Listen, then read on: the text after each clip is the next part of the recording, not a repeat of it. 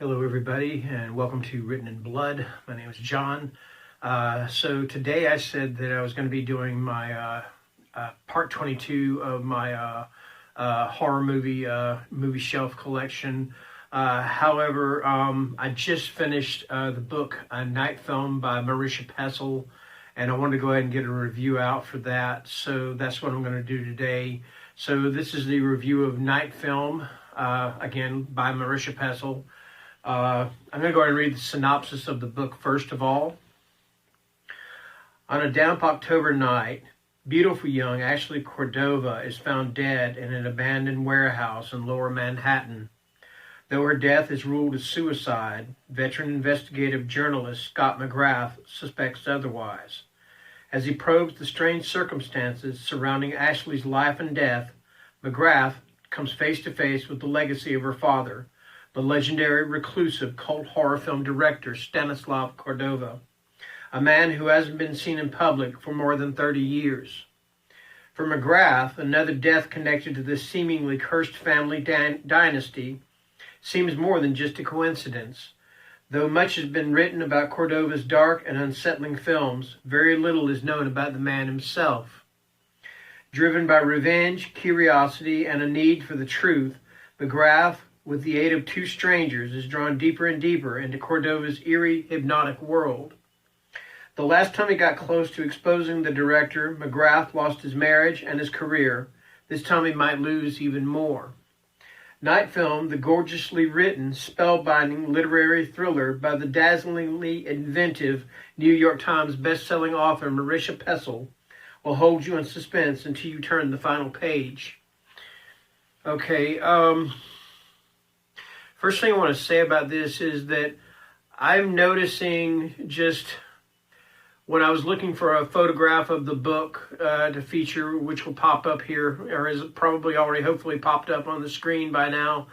I also noticed that a lot of people are really into this book because they've made like faux posters, or I'm seeing a lot of faux posters of Stanislav Cordova's films that don't exist, but I'm still seeing posters for them on the internet. So that seems to me that a lot of people have loved this book. My best way to describe how I felt about this book was, at times I was sitting here thinking, what am I reading? What the heck am I reading? To me, the best way to describe this, this book is like a rope, and this rope is just full of knots. I mean, just the entire rope is nothing but knots. And you untie one knot as you're reading, and you figure something out, and then all of a sudden, it gets replaced by another knot. It's almost like the more knots you untie, the more knots appear. And then it also made me feel like I was reading basically the Matryoshka doll of books. Like one thing would happen, one plot device would happen, one plot situation would be solved, and the next thing you know, here's another one and another one. It just seemed to be never ending.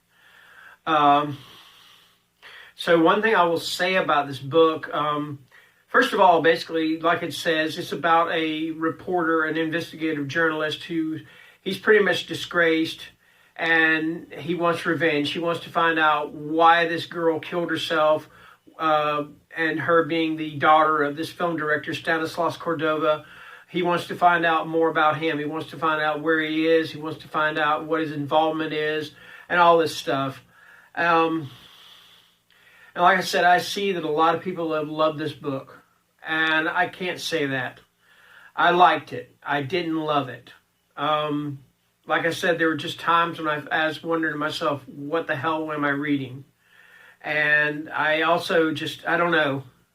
It didn't, and the thing about it is this book is almost 600 pages, and you look at it and you wouldn't think it's that many pages just by looking at it, but it's just so dense. I mean, so full of detail, and I know usually that should be a good thing, but a lot of times I'm sitting there getting this close, I get about 30% in. I think about DNFing this book. In other words, did not finish. And then and then I get a little further in, and yes, the story kept me going, but at the same time, I was just sitting there thinking, I want to get this story over with. Like I said, I like this book, but I just thought it was way too dense and too, I don't know, for lack of a better word, complicated. For me to actually love it. And I know that sounds like a cop out. It probably is to a lot of people. Because like I said, it seems to be there are a lot of fans of this book out there. A lot of people I've noticed on Goodreads give it 4-star and 5-star ratings. I did see 1 2-star rating, and it's justified. It's a justified rating. For me, I would have to say I would give this book 3.5 out of 5 stars. On Goodreads, I give it 3 stars, but that's only because you can't do the half-star thing on there. So yeah, that's my review of Night Film. A complex, complicated book that I wanted to love, but I just could not do it. So that's it. That's my review of Night Film. Again, I apologize for anybody who was waiting on me to do the movie bookshelf tour, or not the movie, the horror movie shelf tour. And I'll try to get to that next Friday. I just wanted to get this review in as quickly as I could. Maybe, if possible, I may be able to do the movie shelf tour tomorrow. I'm not sure. I can't make any promises. Anyway, thank you for watching, and good night.